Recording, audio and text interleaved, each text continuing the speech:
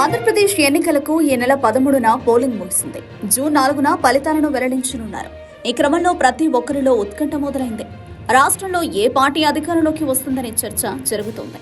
TDP కూటమి అధికారంలోకి రావడం ఖాయమని చంద్రబాబు, పవన్ కళ్యాణ్, బీజేపీ నేతలు చెబుతుంటే, ఆంధ్రప్రదేశ్ ముఖ్యమంత్రి వైఎస్ జగన్మోహన్ రెడ్డి 2019 ఎన్నికల కంటే ఎక్కువ సీట్లు వైఎస్ఆర్సీపీ సాధిస్తుందని ధీమాను వ్యక్తం చేశారు. 151కి పైగా ఎమ్మెల్యే సీట్లు, 22 వరకు ఎంపీ సీట్లు ఖాయమన్నారు.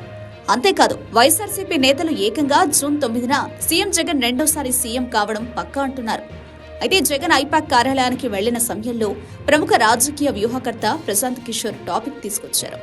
ఏపీ ఎన్నికల ఫలితాలు గతంలో ప్రశాంత్ కిషోర్ సాధించిన వాటికన్నా ఎక్కువగా ఉంటాయన్నారు. సీఎం జగన్ వ్యాఖ్యల తర్వాత మరోసారి ప్రశాంత్ కిషోర్ ఏపీ ఎన్నికల ఫలితాలపై స్పందించారు. ఆంధ్రప్రదేశ్లో జరిగిన ఎన్నికల్లో వైఎస్ఆర్సీపీకి ఎడ్జ్ ఉన్నట్టు కనిపిస్తోందని జోస్యం చెప్పారు. ఓ ప్రముఖ జర్నలిస్టుకి ఇచ్చిన ఇంటర్వ్యూలో ఆసక్తికర వ్యాఖ్యలు చేశారు. తాము ఎన్నికల్లో గెలవబోతున్నట్లు సీఎం జగన్మోహన్ రెడ్డి చెబుతున్నట్లుగానే నిజమయ్యేలా ఉందన్నారు. అటు అమిత్ షా, రాహుల్ గాంధీ, తేజస్వి యాదవ్ కూడా చెబుతున్నారన్నారు.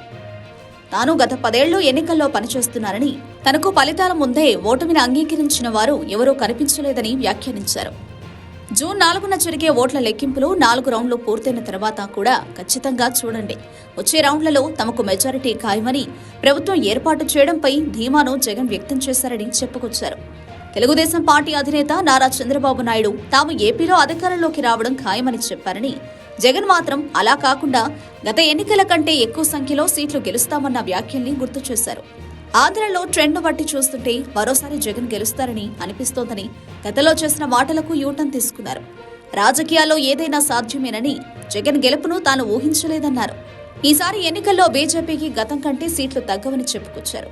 దేశవ్యాప్తంగా ప్రధాని మోదీ, బీజేపీలపై అసంతృప్తి మాత్రమే ఉందని, ఆగ్రహం లేదన్నారు.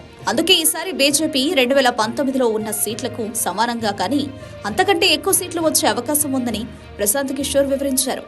ప్రశాంత్ కిషోర్ 2019 ఎన్నికలకు ముందు వరకు ఐపాక్ సంస్థ తరపున వైఎస్ఆర్సీపీ కోసం పనిచేశారు. ఆ తర్వాత ఆయన ఐపాక్ నుంచి తప్పుకున్న సంగతి తెలిసిందే.